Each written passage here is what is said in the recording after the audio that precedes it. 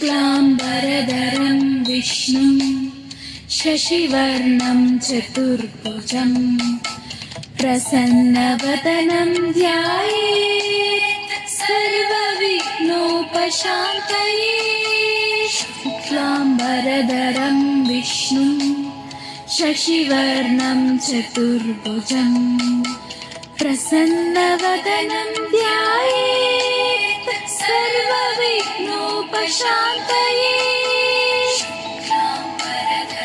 विष्णुं शशिवर्णं चतुर्भुजं प्रसन्नवदनं ध्यायेत् सर्वविघ्नोपशान्तये।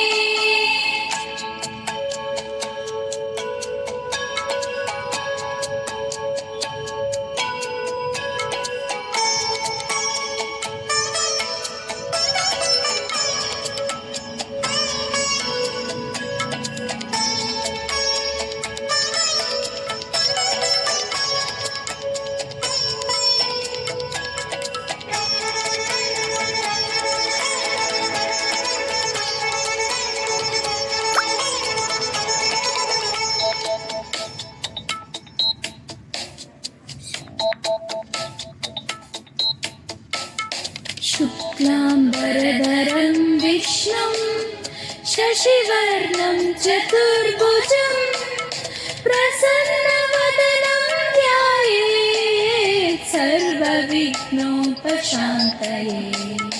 शुक्लाम्बरधरं विष्णुं शशिवर्णं चतुर्भुजं प्रसन्नवदनं ध्यायेत् सर्वविघ्नोपशान्तये।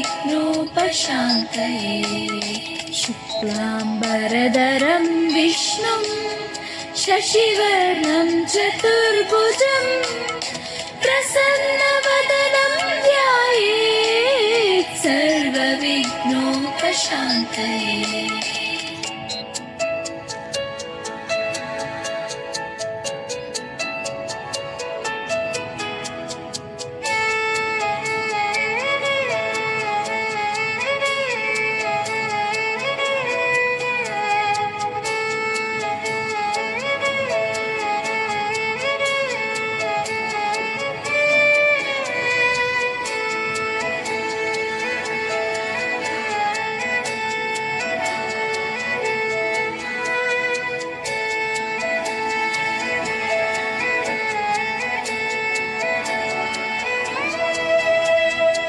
शुक्लाम्बरधरं विष्णुं शशिवर्णं चतुर्भुजं प्रसन्नवदनं ध्यायेत् सर्वविघ्नोपशान्तये।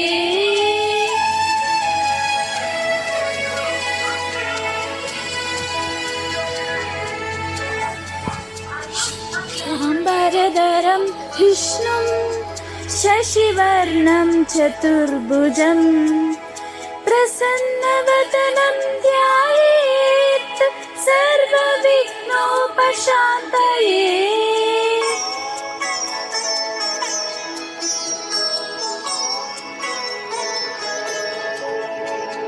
शुक्लाम्बरधरं विष्णुं शशिवर्णं चतुर्भुजं प्रसन्नवदनं ध्यायेत् सर्वविघ्नोपशान्तये।